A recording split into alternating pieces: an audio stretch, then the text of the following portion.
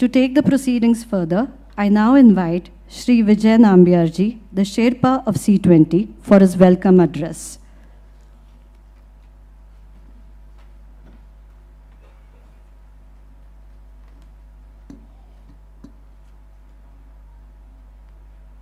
Your Holiness, Mata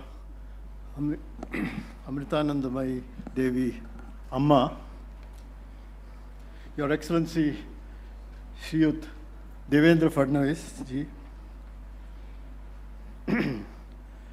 Your Excellency Dr. Kailash Satyarthi, Nobel Prize winner, Your Excellency Maftuchan, Your Excellency Alessandra Nilo, Your Excellency Dr.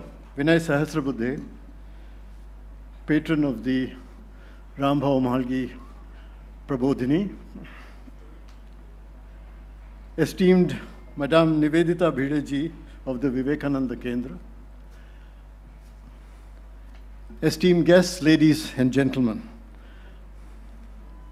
Let me begin by extending to all of you present here a most heartfelt and sincere welcome to this city of Nagpur, to the Inception Conference of the Civil 20 Engagement Group of the G20 nations, and especially for those who are coming here from abroad, a welcome to India.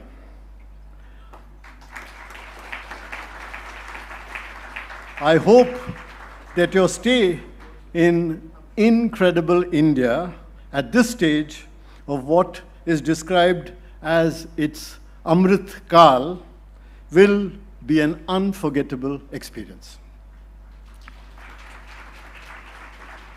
We are meeting here as a grouping of civil society, which is a sphere that nurtures and sustains communities and fortifies their relationships with each other.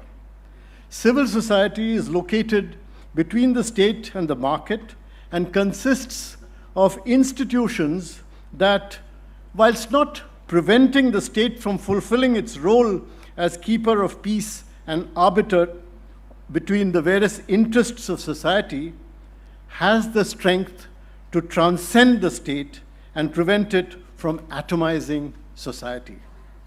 Civil society organizations are seen as the crucial agency for bringing public accountability and participatory government. Their role is to make states more responsive, to make society more participative, and to redefine the developmental policies of the state to be more inclusive, as well as to build a larger consensus on social goals. Civil society plays a key role in maintaining social cohesion and building social capital. It reflects the rooted values and interests of the community while also becoming key sources of social innovation. Any government, if it is to be effective, needs to reach out and seek a complementary and supplementary relationship with civil society. And any society, to be truly productive, must work in a kind of partnership with the state. This kind of constructive relationship is most apparent during times of national emergencies and natural disasters, be they the recent pandemic or earthquakes and tsunamis, where the interventions of government have been successful only with the proper engagement of civil society organizations. CSOs thus work as a bridge between governments and the public. As chair of the C20, Amma exemplifies a vision of civil society where the individual and family, as well as society, markets, and the state, understand their respective roles in a new light, where each works not in competition or conflict with each other, but rather to supplement the other in pursuit of overall harmony. As she sees it, the foundational approach to all relationships should be unity, solidarity, and above all, compassion.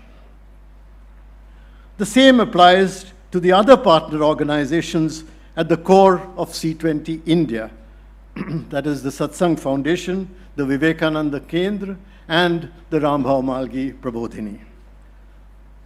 Ladies and gentlemen, today the world faces three major challenges. One, the challenge to the planet from climate change and the systematic depredation of the environment. Two, the challenges resulting from the rapid advance of technology and innovation in the world, which is impacting human lifestyles and relationships in an unprecedented way. And three, the challenges emanating from the increased polarization between states, especially between the most powerful, and the erosion of multilateralism. With globalization, our world has become more interconnected and interdependent. But this has not resulted in the broadening of the minds of people. Popular attitudes around much of the world remain clenched in archaic mindsets that stress exceptionalism and exclusion rather than integration and inclusion. Apart from the threat of ultra-modern weapons and technologies being diverted to nefarious purposes, including the dangers in the hands of terrorists, there are new risks and vulnerabilities that arise from informatization and the misuse of the social media across the world.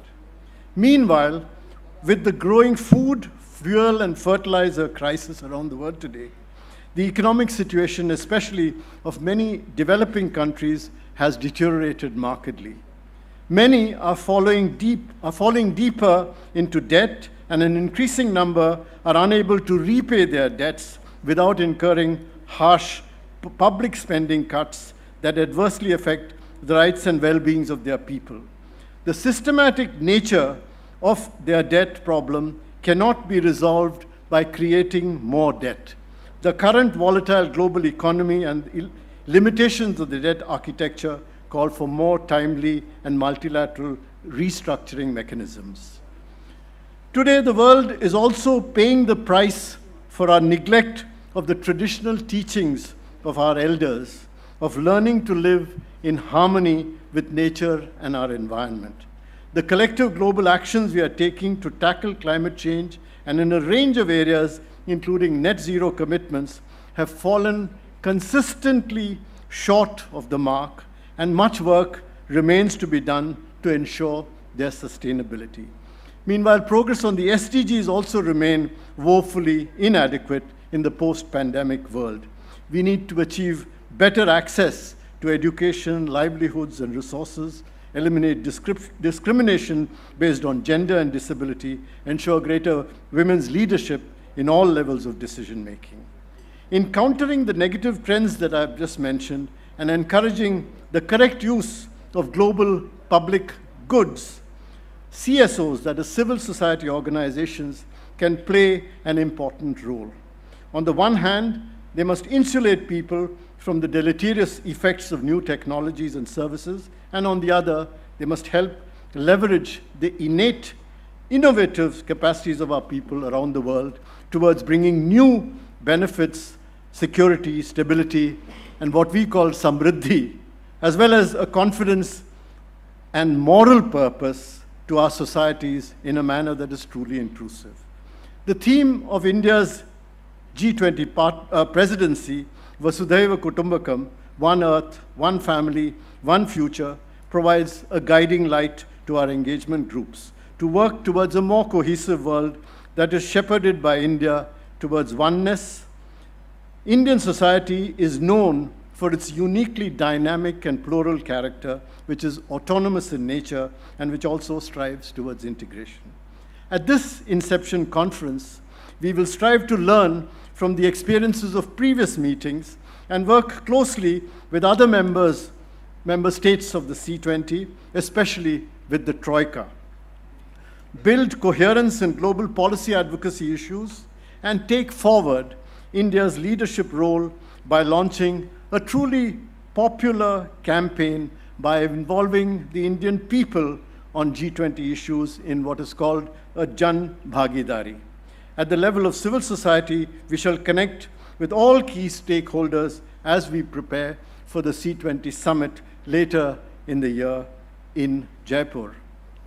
The logo of C20 India symbolizes the flame of hope, self-motivation, and selfless service. The tagline, "You are the light," is a call to every member of civil society to come together, make their own paths, find unique solutions, and resolve issues through collective work. Welcome to the Inception conference in Nagpur.